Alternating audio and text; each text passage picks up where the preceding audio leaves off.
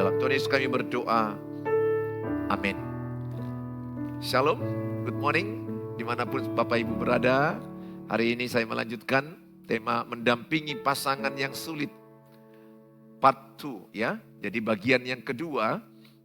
Saya ulangi kembali sedikit aja bagian part 1-nya. Ada banyak hal dikatakan bagaimana saya harus bersikap terhadap pasangan saya. Dia mengalami banyak kesulitan menghadapi pasangan. Bahkan banyak orang jadi frustrasi menghadapi pasangan. Stres, depresi, gangguan mental. Ada orang yang juga mengakhiri hidup gara-gara sulitnya menghadapi pasangan. Apa yang harus saya lakukan untuk menghadapi dirinya yang sangat sulit? Ini pertanyaan yang banyak sekali. Dan saya juga pernah mengalami ini. Sangat sulit pernikahan ini menurut saya. Tetapi saya mendapat hikmat dari firman Allah. Lewat doa dan pembacaan firman saya dan belajar, saya mendapat hikmat ternyata tidak sesulit yang saya bayangkan. Kalau mau aja kita belajar, mau aja kita bertumbuh dalam pengetahuan, hikmat dan pengertian, kita akan mampu untuk mengatasi kesulitan. Apakah saya harus bertahan? Banyak orang bertanya, apakah saya harus tetap begini Pak Pendeta menikah dengan dia? Ya, saya bilang sampai maut memisahkan. Hanya kematian yang memisahkan. Bagaimana kalau saya dipukul, dianiaya? Saya anjurkan kemarin bertarak. Boleh kita berpisah tetapi tidak bercerai. Berpisah dalam pendampingan pendeta, pendampingan konselor untuk mengevaluasi diri. Saudara, banyak orang meminta kalau bisa aku berpisah. Supaya jiwaku tenang, mentalku tenang, mental anak-anak tenang. Karena menghadapi suami yang sulit. Ada juga suami yang minta pisah karena menghadapi istri yang sulit. Istri yang membuat tekanan mental bagi suami dan bagi anak-anaknya. Apa yang dimaksud dengan pasangan yang sulit? Saya terangkan semalam jika seorang suami atau istri sering menjadi penyebab pasangannya dan anggota keluarga lainnya menjadi frustrasi. Jadi pasangan itu membuat pasangannya frustrasi. Menjadi terganggu, menjadi marah, kebingungan menghadapinya dan membuat kehancuran dalam keluarga. Itu adalah pasangan sulit. Apabila kau dilakukan itu berulang-ulang, maka lama-lama itu akan menjadi racun. Menjadi racun kepada pasangannya. Berulang-ulang dia menyebalkan, berulang-ulang dia membuat marah, membuat kita kebingungan. Itu menjadi racun dan penderitaan di dalam keluarga. Menjadi racun dan penderitaan di dalam keluarga. Perilaku yang menyakiti suami dan istri semalam saya terangkan perilaku suami yang bossy, yang merasa bos, ingin dilayani, ingin dilakukan seperti raja, ingin menjadi seorang bos. Itu perlakuan suami yang membuat istri tersakiti. Ada juga perlakuan suami yang membuli istrinya. Ada juga perlakuan suami yang merasa superior. Aku di atas, kamu di bawah. Aku lebih dominan, kamu resesif. Aku yang lebih menentukan. Itu menyakiti hati istri. Ada juga suami yang antisosial.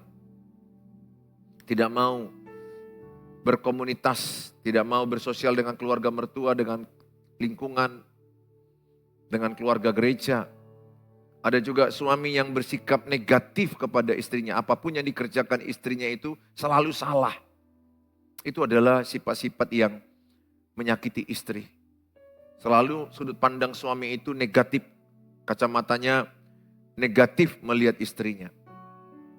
Jadi apapun yang dibuat istrinya semua salah. Semua negatif. Itu sangat menyakiti. Sebaliknya perlakuan istri yang menyakiti suami. Ada istri yang rewel pagi, siang, malam, marah saja. Selalu menuntut suami. Kurang puas dengan penghasilan, dengan pekerjaan. Tidak menghormati suami. Ada istri yang mempermalukan suaminya di depan orang. Di depan keluarga besarnya, dimarahi, dibentak. Itu sangat menyakiti. Karena kebutuhan seorang suami nomor satu adalah dihormati. Kalau istri nomor satu adalah disayangi, dikasihi. Ada juga istri yang menyakiti suami dengan istri menjadi dominan. Istri menjadi pengambil keputusan, menjadi kepala, menjadi dominan di dalam keluarga itu. Dia menjadi pengambil keputusan. Ingat di Alkitab yang jadi kepala rumah tangga itu suami. Kepala istri adalah suami, kepala suami adalah Kristus. Jadi kalau istilahnya ada DKI di bawah ketiak istri, artinya dia dikuasai oleh istrinya. Sehingga suami tidak berani mengambil keputusan. Bahkan mau ngasih ide pun ketakutan, takutnya nanti dibentak atau dimarahi.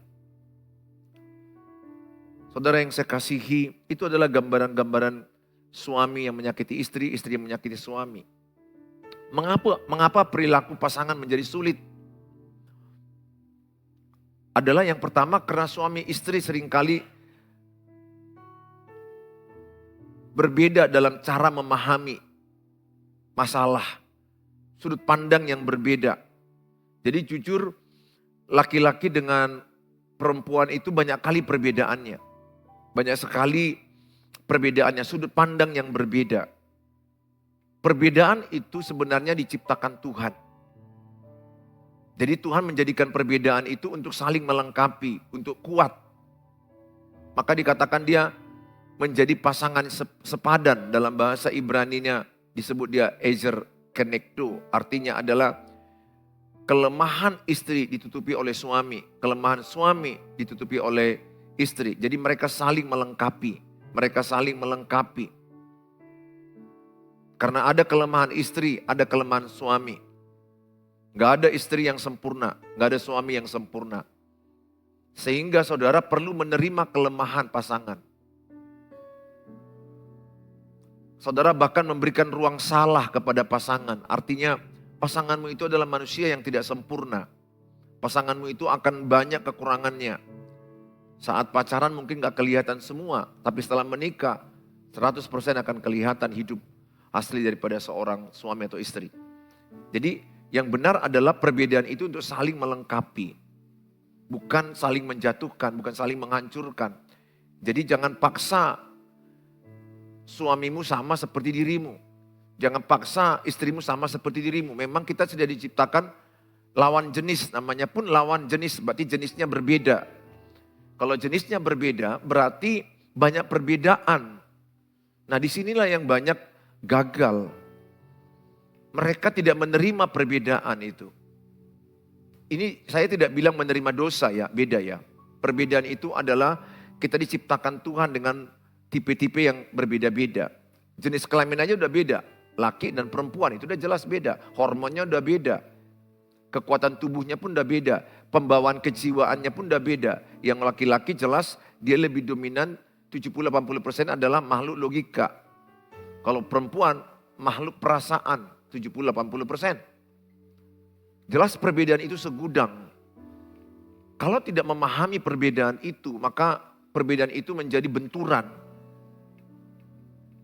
Tapi kalau kita memahami perbedaan-perbedaan ini, maka kita akan sangat jadi kuat. Karena kita merasa keberadaan pasangan kita menguatkan kita, melengkapi kita.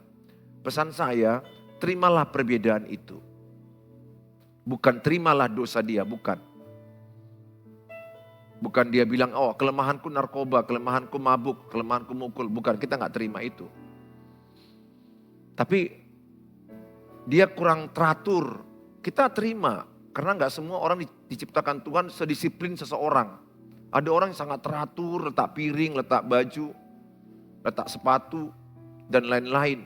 Ada orang udah berjuang untuk teratur pun tapi belum teratur menurut pandangan pasangannya. Ada yang satu ingat betul, ada yang satu agak lupa. Kadang-kadang itu bisa terjadi dalam pasangan. Pasangan kita bisa jadi lupa dalam keterbatasannya. Saya ajak kita terimalah perbedaan itu. Kalau kita menerima perbedaan itu, maka pasangan kita itu akan menjadi kekuatan bagi kita. Jangan paksa pasanganmu sama dengan sudut pandangmu. Kalau itu yang kau lakukan, maka itu akan menjadi sulit dalam rumah tanggamu. Memang dari sononya dijadikan Tuhan lawan jenis. Artinya jenis yang berlawanan kau nikahi. Kan udah jelas itu. Kita nggak menikah dengan sejenis. Kita menikah dengan lawan jenis.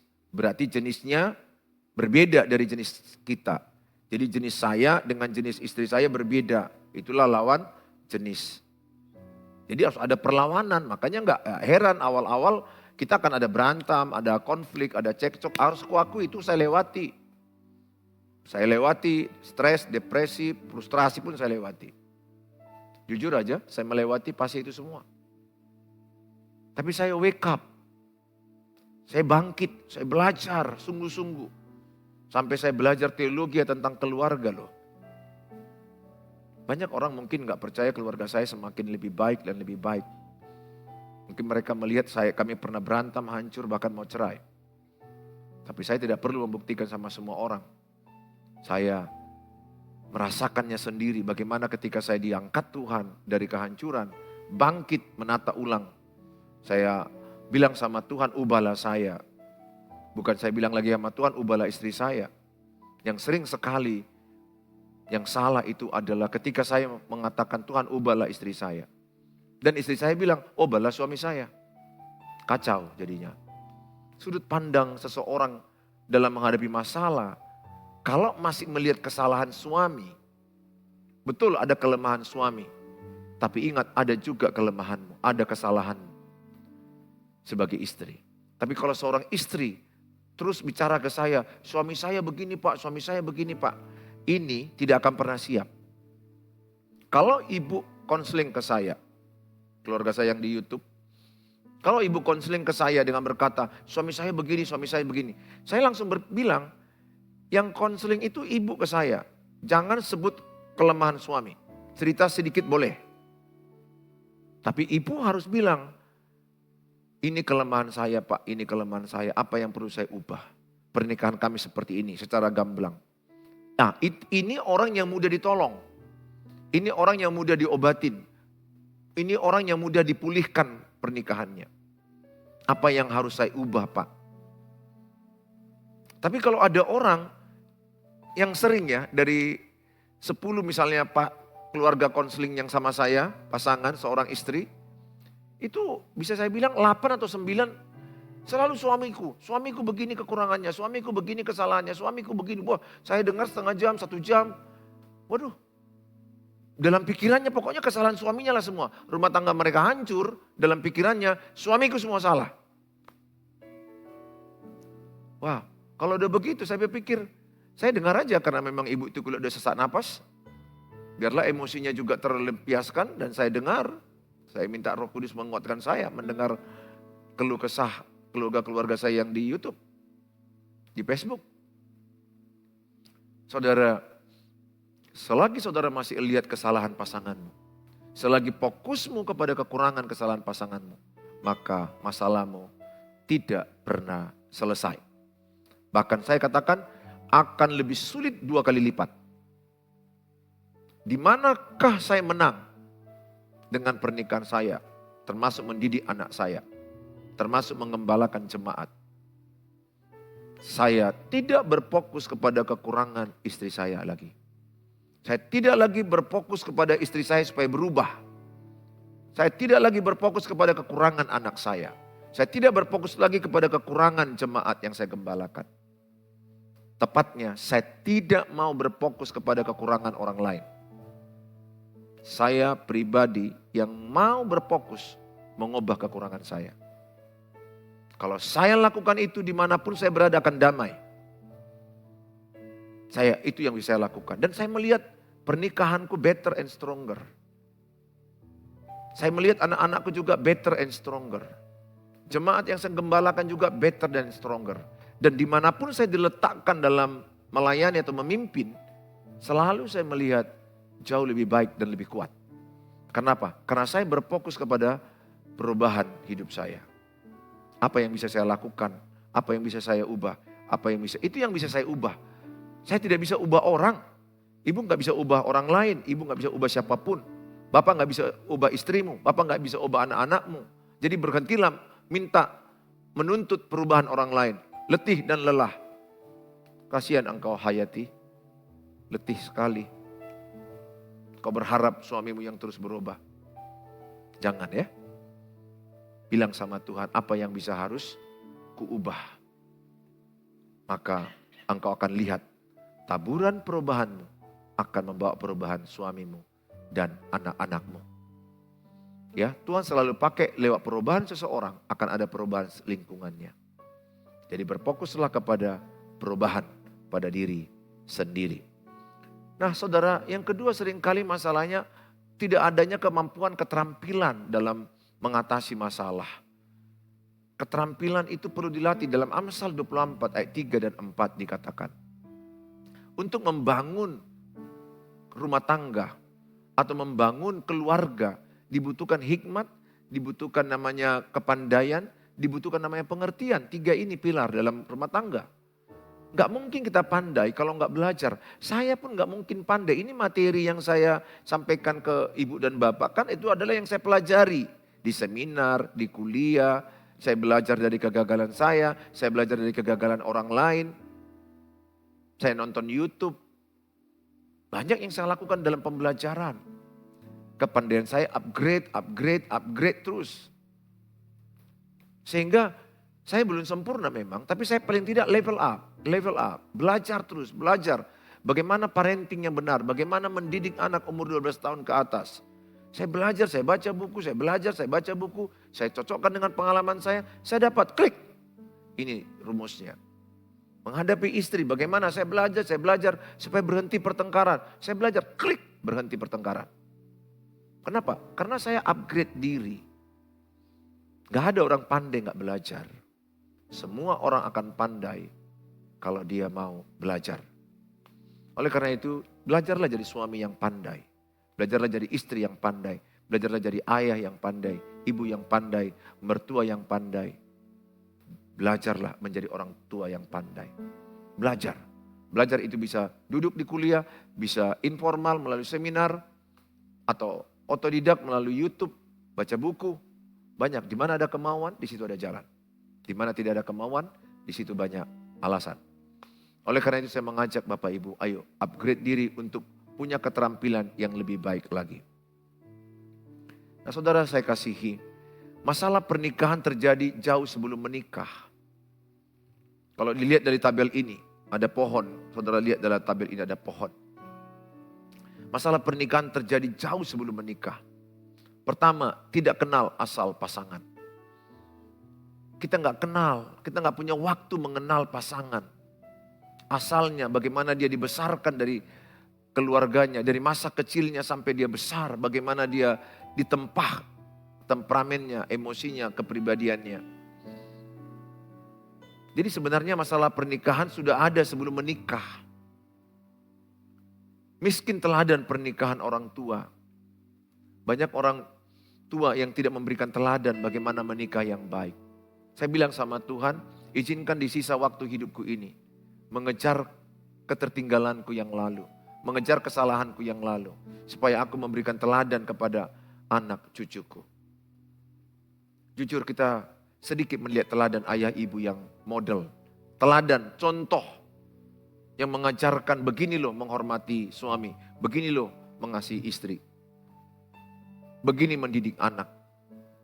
Sangat sedikit model itu. Sehingga kasihan anak-anak itu akan menyontoh yang salah dari mana yang dia lihat dari film, dari drama yang dia lihat, dia ulangi. Atau dari orang tua, pernikahan orang tua yang cekcok itu yang dilihat dan diulanginya dan dibawanya dalam pernikahan. Ada banyak anak-anak mengalami luka masa kecil, masa lalu. Sehingga dia tidak utuh, dibawanya itu dalam pernikahannya. Luka itu dan akibatnya hancur. Harus sembuh dulu luka kita. Berdamai dengan masa lalu, mengampuni masa lalu. Sehingga ketika engkau masuk menikah, engkau tidak melukai pasanganmu. Saya sedih melihat, ya termasuk saya juga mengalami itu. Luka saya bawa, luka istri saya dia bawa, kami juga saling melukai. Saya segera kejar ketinggalan saya minta Tuhan sembuhkan saya. Puji Tuhan, saya merasa Tuhan sembuhkan saya. Sehingga saya tidak lagi melukai istri saya dan anak-anak saya. Saya ajak sama saudara, sembuhlah dari luka masa lalu supaya engkau tidak melukai pasangan. Minimnya pengetahuan dan skill pernikahan yang keempat. Kurangnya skill. Skill itu adalah keahlian, kemampuan. Seperti orang skill untuk montir, dia harus berlatih di bengkel. Supaya dia skillnya mantap. Baik skill masak, baik itu perlu latihan. Skill apapun kalau mau hebat, banyak praktek, banyak latihan, banyak belajar. Saudara yang saya kasihi, saudara saya ajak di slide berikutnya dikatakan mengerti latar belakang pasangan yang menjadi penyebab perilaku sulit. Mungkin pernahkah Bapak atau Ibu, kenapa ya kok gini kepribadian pasanganku ini? Tidak ada kepribadian seseorang jadi begitu saja tanpa alasan. Kepribadian seseorang itu ditempah masa kecilnya. Bagaimana dia dididik di rumahnya. Contoh, anak itu sering dibentak, sering disalahkan. Lihat kepribadiannya ini satu, kemungkinan jadi pendiam, pemurung, gak percaya diri. Atau sebaliknya, kepribadian anak ini menjadi pemberontak, anarkis, karena banyak luka di hatinya. Jadi emosi, temperamen, karakter itu dibentuk, relasi, hubungan bermasyarakat itu dibentuk di dalam keluarga. Jadi pelan-pelan tanya sama pasanganmu bagaimana dia masa kecilnya, SD-nya, SMP, SMA, kuliah, sampai menikah. Cerita dulu, sharing bagaimana mereka berbagi pengalaman. Nanti Bapak akan bilang, oh pantaslah kawan ini pendendam. Oh pantaslah Bapak ini rupanya marahnya lempar barang, maki-maki. Oh sampai kayak gitu. Oh pantas. Karena latar belakang dia membentuk dia seperti itu. Jadi tidak ada anak yang terbentuk sendiri tanpa latar belakang. Ada penyebabnya. Semua anak itu terbentuk ada penyebabnya. Ada ceritanya, itu loh maksudnya Bapak Ibu. Ceritanya itulah dengar. Kasih waktu bagaimana dia dibesarkan. Mana tahu pernah dikurung di kamar mandi, mana tahu pernah disakiti. Saudara yang saya kasihi, kemampuan ini dapat dipelajari. Bagaimana mengatasi pasangan yang sulit. Saya percaya kalau kita mau belajar, kita bisa mengatasinya dengan baik. Saya ajak setiap kita terus mau belajar ya. Tuhan Yesus memberkati kita. Kita akan jumpa lagi mendampingi pasangan yang sulit di part yang ketiga. Tingkatkan keterampilan saudara. Ya, sama dengan kalau seorang pembenahi handphone, gadget. Dia coba-coba perbaiki gadgetnya, handphonenya. Coba lagi, nggak bisa. Gagal. Dia coba lagi, dia coba lagi, dia coba lagi. Gagal. Dia coba lagi, dia coba lagi, gagal. Dia coba lagi, mungkin dia mencoba ke 10 kali baru berhasil. Thomas Alva Edison menemukan lampu ini bukan sekali jadi. 1000 kali lebih dia gagal.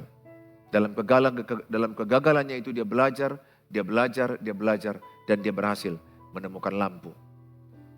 Menemukan listrik. Saya ajak sama saudara, kalau hari ini mungkin masih gagal memahami, mengelola, mengatasi kemarahan, kebingungan, saya katakan jangan putus asa. Terus belajar, terus belajar. Kalau ibu belajar terus dan ibu berfokus kepada perubahan ibu, lihat, ibu akan pintar. Ibu akan lihat hikmat dari Tuhan. Sesuai dengan Amsal 24 ayat 3 dan 4 akan ada hikmat Tuhan menyertai kita membangun rumah tangga. Akan ada kepandaian, akan ada pengertian, maka saudara akan bisa melewati semuanya itu. Semua bidang, bukan hanya pernikahan, termasuk usaha. Termasuk saya mengembalakan jemaat, saya belajar terus. Jadi manusia pembelajar, belajar sampai mati. Ya ibu, jangan putus asa, Tuhan pasti menolong. Tuhan Yesus memberkati saudara.